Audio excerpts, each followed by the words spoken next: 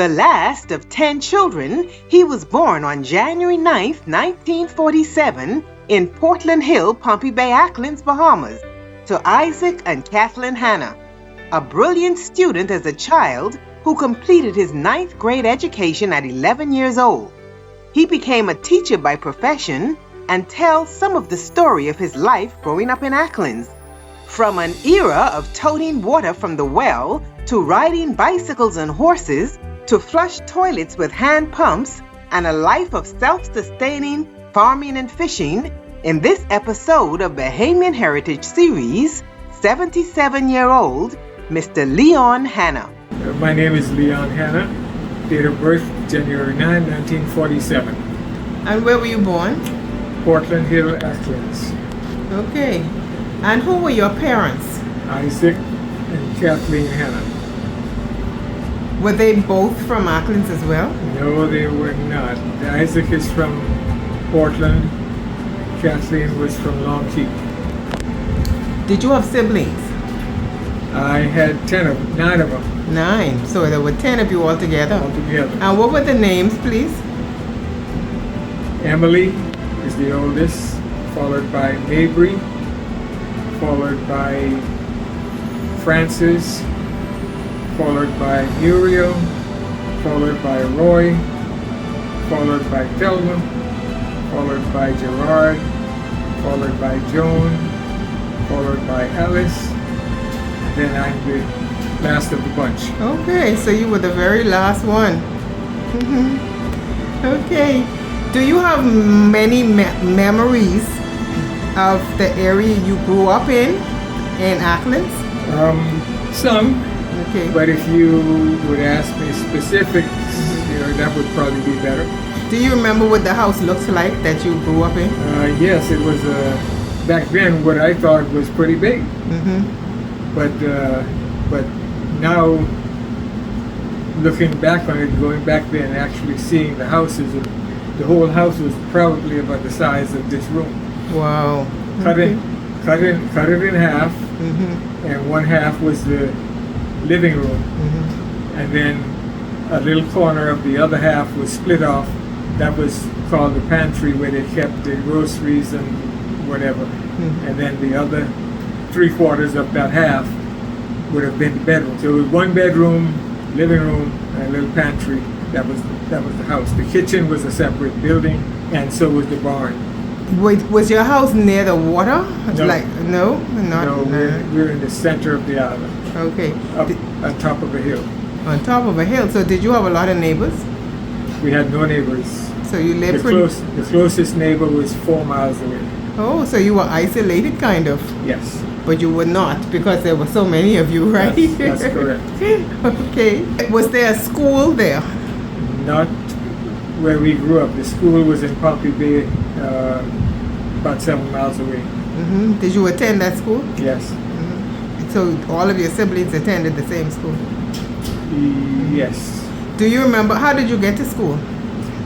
Well, my older siblings stayed with relatives who lived in Pompey Bay near the school. Okay. But by the time it came down to the last 4, my mother had made arrangements to rent a house in the Pompey Bay settlement. So then we moved out there so that we can go to school, the last 4 children. Okay. But the older ones, they stayed with relatives, and they came back to Portland every Friday after school. What did your parents do for a living? How did they survive? What were their careers? It was basically farming for everybody on the island. You grew your own food, and of course my dad had cows, and we raised pigs and chickens.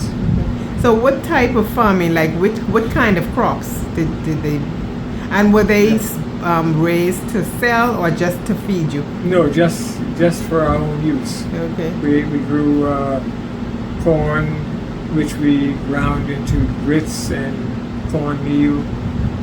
Back then we called it corn flour, but nowadays it's known as cornmeal. peas and beans and potatoes, and then we always had a vegetable garden in the winter months, growing cabbages and tomatoes and beets and stuff like that. So that was enough to feed you? Was there a store nearby? There were little petty stores, around.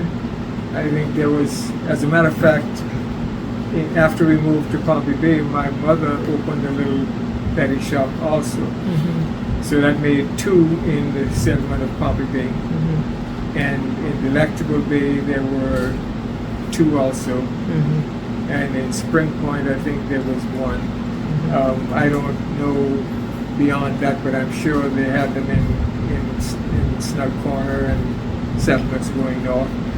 But because of the road system that we have or didn't have, because there was no real road connecting the settlements, Mm-hmm. so we hardly ventured beyond Delectable Bay. Mm-hmm. Because the road was just foot trails. Mm-hmm. But yeah, every settlement had its own little petty store. So both parents farmed? Yes. Yes, and that was what they did for a living. Mm-hmm. And of course, when we needed fish, there was always fish around. My dad would go fishing. My uncle had a boat with a live well, so they would go fishing and fill up the live well, so we always had fresh fish. Mm-hmm. What was your uncle's name? Curtis Tynes. Okay. He was your father's? He was your mother's? My father's brother. Your father's brother-in-law. Okay. In playing together, it was really just the siblings for the most part? For the whole part. My mother did not believe in. She kept a tight rein on all of us. Mm-hmm. So after school, if you wanted to go play with the other kids in the neighborhood, she had this list of chores you had to complete. When you finish that, if you want to go play, you can play, but you have to be back home before dark. But by the time you finish your chores, it's almost dark. Mm-hmm. So there's no point going. Right.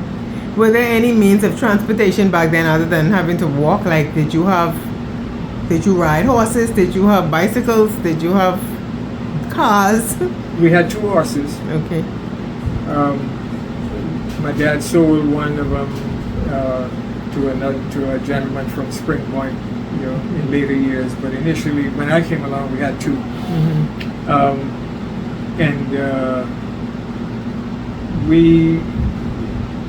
Once the government came in and did some work on the roads, Mm-hmm. then we were able to ride bicycles. So we had a bicycle to ride also.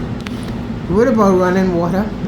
We carried water from the well. The well was I don't know, probably a quarter mile away. Mm-hmm. So you had to tote enough to last for a while. We had a barrel Mm-hmm. in the corner in the kitchen, so we kept that Filled. full. Yeah, and whenever we needed water for, we just take from that, and we kept replenishing it from the well. So I can imagine there was no wastage of water back in those days, eh? No, Mm-hmm. but it wasn't a big deal, because we had, like you said, we had no running water, so there was really no opportunity to waste water. I mean, kids go in the bathroom nowadays, they take hour and a half showers, and we didn't have that luxury back then. Mm-hmm. So you put enough water in your dish pan to wash your dishes, and you put enough in the container to wash your clothes, and there was really no opportunity to waste. Mm-hmm. So what about electricity? Did you have electricity? No. When I left home in 1966, I left home, and there was no electricity, there was no running water. Now some buildings, particularly the government buildings, had indoor plumbing, but they had a hand pump and a reservoir up on a tower. So you had to hand pump the water into the reservoir, and and then that gravity flow into the house. So they had, some of the government buildings and some of the private residences also, the people who could afford it had the same system in their individual homes. But as far as the island in general, no electricity, no running water. We grew up initially, I guess until I was about 13 years old, we attended the Episcopal Church. Was that right there? Right in Pompey Bay, yes. The old structure is still there. Okay. What about the house you lived in? Is that still there? The walls are still there. Okay. I'm sure Pat has pictures of all that. Yeah. Mm-hmm. So the Episcopal Church, you said the remnants are still there. Mm-hmm. Did you continue at that church?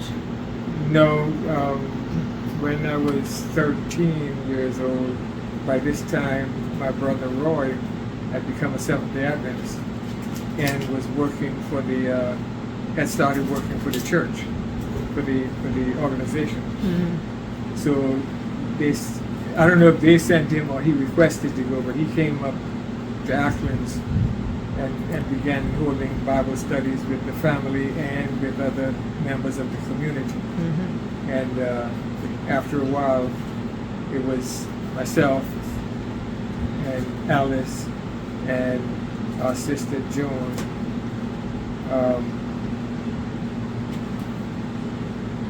and Mom and Dad, of course. Mm-hmm. I think we all got baptized into the Seventh-day Adventist Church at the same time. Is that particular church still there? No, we never built a church Okay. there. What my brother did was get permission to take out the old partitions out of an old house that no one was living in. Mm-hmm. The homeowners had passed away, and their children were living here in Nassau, so he got permission to use that as a church. So he took out the partitions and leveled out the floor, made a little makeshift pulpit, and that's where we held church services. Were there a lot of people living in Pompey Bay at the time, in terms of like compared to now, maybe? Well, even then, the population in Pompey Bay was very small. Okay. Most of the people had moved to Nassau because there was no employment on the island. Mm-hmm. So people moved into Nassau for employment opportunities. What were some of the common last names back then? Everybody in Pompey was a Hanna. Okay. that was as common as Hanna and Tynes. Okay. The Hasties are also kind of part of the same family, but I don't remember any Hasties living in Pompey Bay. But the Hannas and the Tynes basically had the run of the place. Did you complete your high school in Acklins? Yes, I finished the top grade in Pompey Bay School at age 11. Mm-hmm. But there was, I think Mama wanted me to come to Nassau to attend government high school. Okay. But I was only 11 years old. I didn't want to leave home at the time. Mm-hmm. And then 4 years later, when all the other teenage boys left to come to Nassau, then I wanted to leave, but didn't have the opportunity to leave at that point. Do you remember who was the teacher down there? Did they have a lot of teachers, or just one teacher, or a couple teachers? We had a headmaster, and then he taught the upper grades, and then for the lower grades, I think, for the most part, we had two. Back then, they used to call them monitors, but then what was the title given? I can't remember the title given now later, but initially they were called monitors. They looked after the lower grades. What were the classroom sizes like? Were there like a lot of children in each class, or just a handful? No, the school had, in my time, the school had about 40, maybe between 40 and 50 kids, I guess, somewhere. In total? Yeah. So it started from grade 1? They had, I guess nowadays we would say that, but back then it was class 1, class 2, class 3, then grade 1, grade 2, up to 6. Okay, and that was it? That was it. So basically you finished school at the 9th grade. If you started class 1 as grade 1, you finished school at 9th grade. So you said you was 11? So you finished early? I skipped a couple of grades. Oh. I was brilliant, what can I say? Okay. You're brilliant. All right. So they just move you ahead. Did they have a library? For what it was worth, yeah. And the readers that we used back then had interesting stories. Yeah, so it was the royal readers and that kind of stuff. Yes. Yeah. Okay. Actually, I have a set. Oh wow. Royal readers at home. Oh. Yeah, I'm sure a lot of people wish they had kept this because I don't know if they exist now. Eh? You probably can still find them.